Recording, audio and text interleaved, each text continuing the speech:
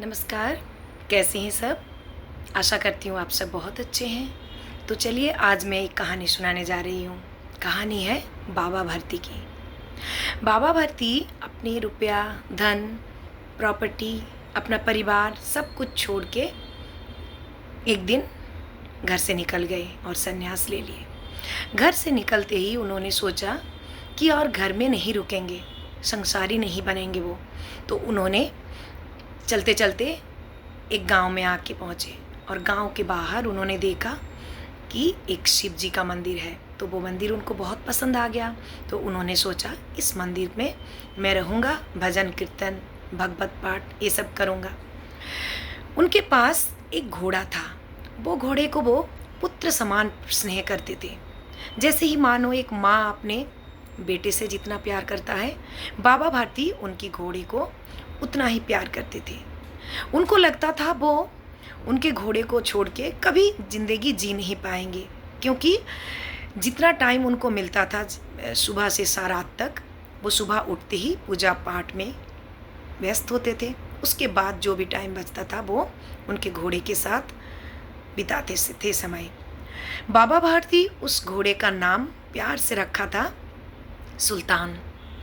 मंदिर के बाहर एक छोटा सा अस्तबल उन्होंने बनाए थे और उस अस्तबल में सुल्तान को रखे थे। रोज वो सुल्तान के पीठ पर चढ़कर 4-5 कोस सफ़र करते थे। दूर दूर तक सुल्तान की तारीफ जाने लगी। सुल्तान सच में बहुत सुंदर था, बहुत शक्तिशाली था और स्वामी भक्त था। उस इलाके में सुल्तान का जैसा किसी के पास भी घोड़ा नहीं था। उस इलाके में खड़ग सिंह नाम का एक डाकू रहता था। वो बाबा भारती को बहुत मानता था। उसके कान में भी सुल्तान के विषय में, सुल्तान जो इतना अच्छा है उसके बारे में सुना। तो उसने सोचा एक बार मैं जाके सुल्तान से मिलूं, बाबा भारती से भी मिला हूँ उसी बहाने।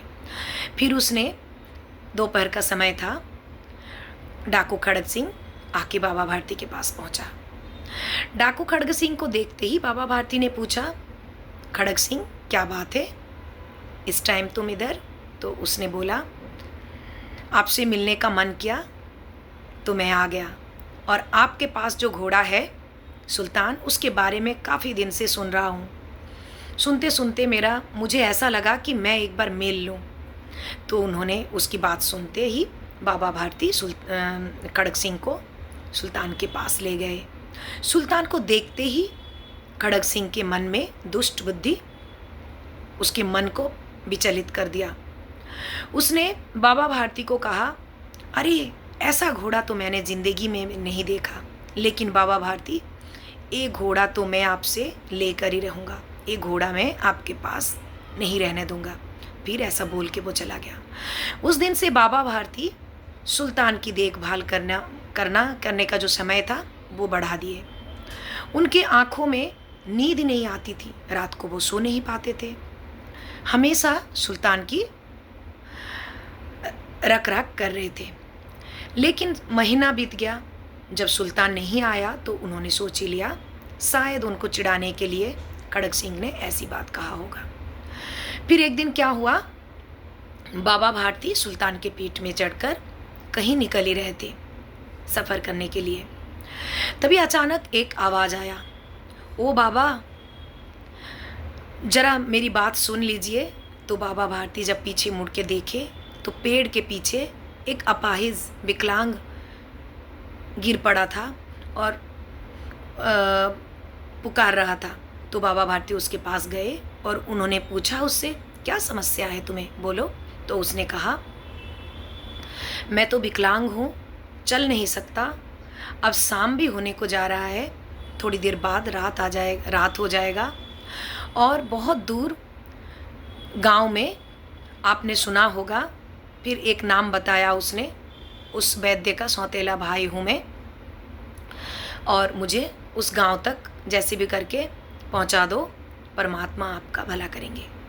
ये बात सुनकर बाबा भारती क्या किए, उस अपाहिज को घोड़े के ऊपर बिठा दिए और खुद नीचे आ गए, घोड़े के सुल्तान के नीचे आ गए और रस्सी पकड़कर धीरे धीरे चलने लगे और एक एक बात पूछने लगे उससे।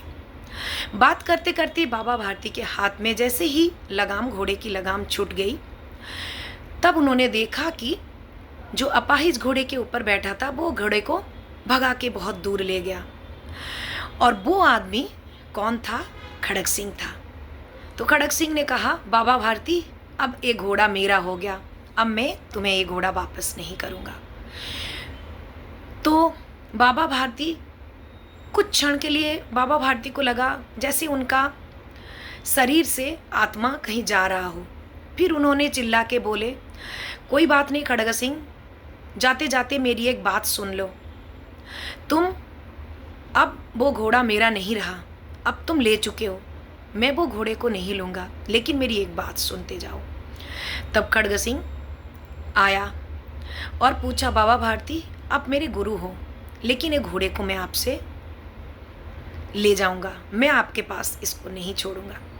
तब बाबा भारती ने बोला, कोई बात नहीं, इस घोड़े को तुम बेशक ले जाओ, लेकिन आज की जो घटना घटी, किस तरह से तुम मुझे ठग कर, एक अपाहिज बनकर जिस तरह से घोड़े को चुरा के ले गए, इस बात को कभी भी किसी के सामने प्रकट नहीं करना। ये बात बस हम दोनों के बीच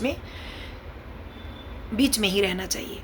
तब खड़ग सिंह ने बाबा भारती से पूछा, क्यों, इससे आपको क्या फ़ायदा होगा?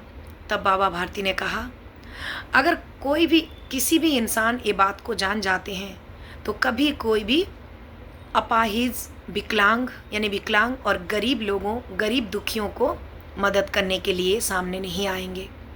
ऐसा बोलकर बाबा भारती मंदिर की ओर चल पड़े। ये बात सुनते ही खड़ग सिंह के मन में कुछ घूमने लगा, अच्छी बातें। बाबा भारती की कही हुई शब्दें उसके कान में गूंजने लगी। रात को उसको नींद नहीं आया और उसने सोचा कि ये घोड़ा मेरे पास रहना ठीक नहीं होगा। तो उसने रात के अंधेरे में चुपचाप जाके अस्तबल में वो घोड़े को, सुल्तान को बांध के आ गया। उसके आंखों में सच्चाई की पानी थी, उसके दिल बदल चुका था। बाबा भारती रोज सूर्योदय से पहले जैसे उठते हैं वैसे ही उठे, नहा धोए, फिर वो रोज जाते थे अस्तबल की ओर सुल्तान से मिलने, उसको खाना खिलाने। जैसे ही बढ़े अस्तबल की ओर तो उन्होंने सोचा, क्यों मैं जा रहा हूँ, सुल्तान तो नहीं रहा। लेकिन सुल्तान, उसके स्वामी के प्रति इतना प्यार था सुल्तान के मन में, स्वामी के पैरों की आवाज़ मिलते ही वो हिनहिनाने लगा। बाबा भारती को कुछ क्षण के लिए लगा, अरे सुल्तान की आवाज़। फिर वो अंदर चले गए अस्तबल के अंदर और जाके देखे सच में सुल्तान वहीं पे है। तो उन्होंने सुल्तान को पकड़कर गले में लगाकर बहुत रोए, जैसे कोई पिता अपने बिछड़ा हुआ पुत्र से बहुत दिन के बाद मिला हो। तो इसके बाद क्या हुआ? खड़ग सिंह डाकू से एक सच्चा इंसान बन गया और बाबा भारती को अपनी सुल्तान मिल गया। तो दोस्तों, इस कहानी से हमें क्या सीख मिलती है? इस कहानी से हमें मिलती है कि बुरे इंसान भी अच्छे बन सकते हैं अगर उनको सही दिशा और मार्ग दिखाने वाले कोई मिल जाए।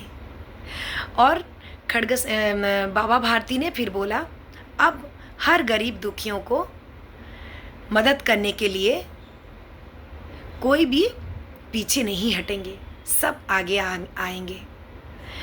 तो कैसी लगी कहानी? अगर अच्छी लगी तो प्लीज़ लाइक करना, सब्सक्राइब करना, चैनल पे नए हैं तो धन्यवाद।